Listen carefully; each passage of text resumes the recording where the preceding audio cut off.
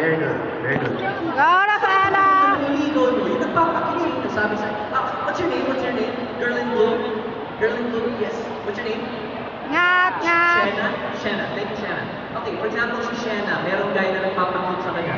Sabi, Shena, dadaling kita sa pinakamasarap na Jollibee para sa date natin. At susunduin kita sa pinakatahimik na motor, yung Kawasaki. Bibigyan kita ng isang bouquet ng flowers.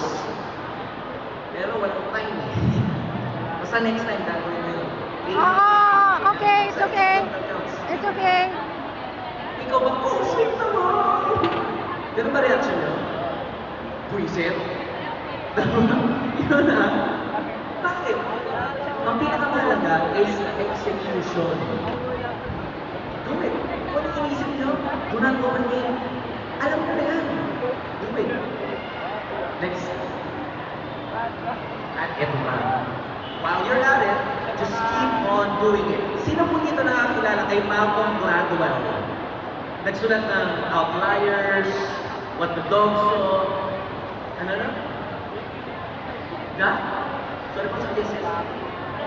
Blink, at saka, what else? Sorry po.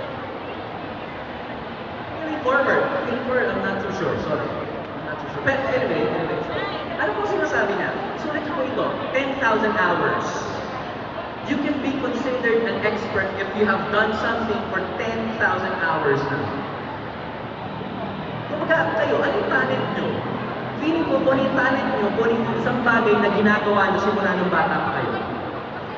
Kung kunwari, bata pa lang kayo, mahilig kayo makipagchismisan, anong pwedeng business at negosyo ang pwede nyo pasukin kung gusto nyo makipagchismisan? Ha? Pumasok ka sa bilang TV host. Boy Abunda, milyonaryo? Boy Abunda po ba, milyonaryo?